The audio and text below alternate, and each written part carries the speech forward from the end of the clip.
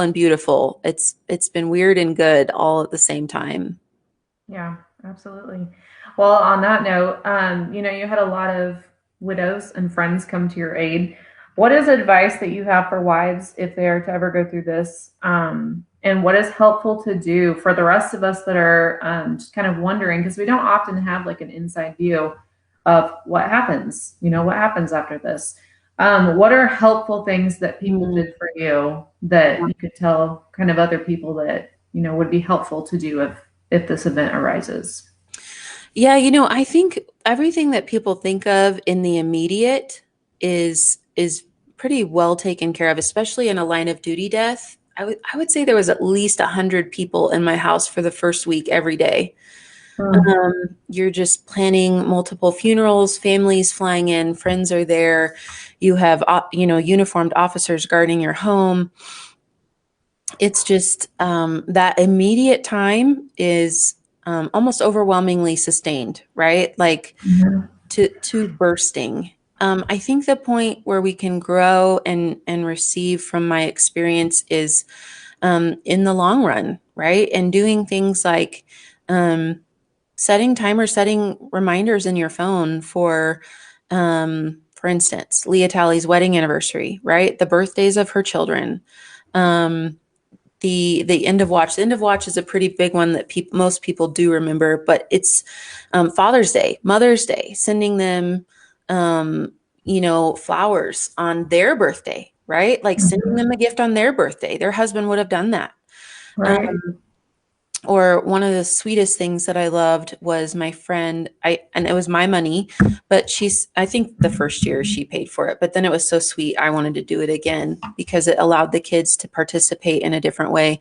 But she took them shopping for Christmas gifts so that they could give me a gift on Christmas Aw. morning, and do what Micah would have done. Or, people checking in on Father's Day, or coming to Levi's football games on a Saturday morning where they're 8 years old and nobody wants to watch 8-year-old football in Colorado on 9 in the morning because it's freezing and it's probably snowing here. So things like that, where you just feel the ache of the loss of that parent. Mhm. And it really stinks to go to stuff by yourself.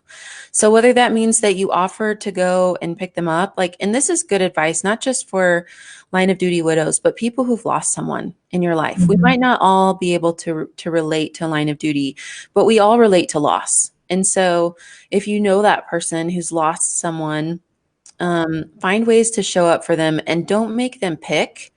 Like, for instance, so I'm going to bring you a meal this week. Would Wednesday or Friday be better? Right? Like, or, I am going to the grocery store. Give me your list. Or, I just have a little extra time and I'd love to give you an extra hour to yourself. Like, can I bring your kids home from school? Can I do the carpool run? Can I do an errand? Can I take your dog to the groomer? And just the things that are very much like daily life things, those very much go to the wayside in grief and loss. And so, um, everybody says this is what everybody says to you. I'm so sorry for your loss. If there's anything I can do for you, let me know. And I know from the bottom of my heart that that is so well intentioned.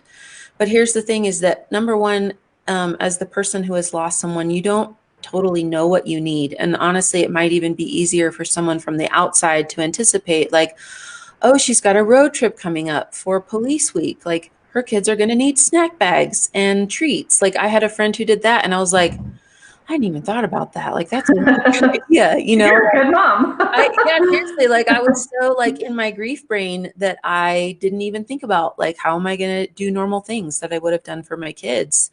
Mhm. Um, and so kind of anticipating things, like don't assume that they'll know it. Here's the other thing is like, if you say, call me if you need me, say, I'm really good at home repairs, right? Or my husband is very handy and I'd love to lend him to you to do some of your honey-do list, right? Or, I'm a great organizer. If you feel overwhelmed by the amount of thin blue line flags you've received, I'll come over and help you create a system to, go through some of these things. So tell them what you do well and then check in on them, right? They'll be like, oh, yeah, yeah, yeah.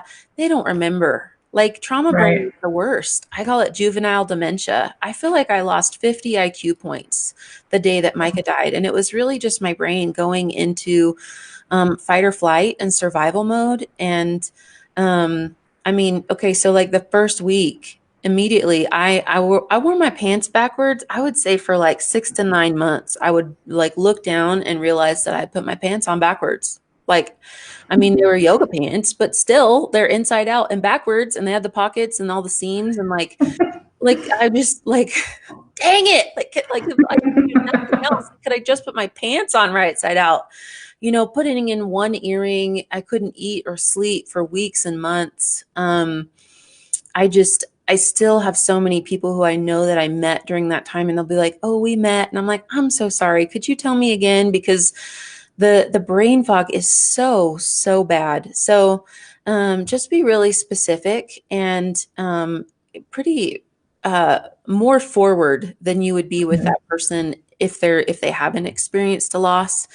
Um, and above all, or if all else fails, send gift cards. And that's not Yeah. really like a last case resort, but send gift cards, right? Like I still have a couple random gift cards that people have given us for, we would have used them last year, but they're for the movies, right? We haven't been in the movies in 18 months. So things like that to distract them, grocery gift cards, restaurant, delivery, DoorDash, anything like that, where it's just plug and play. Those are very helpful. Awesome. Good to know. And then we kind of had this conversation, and you can divulge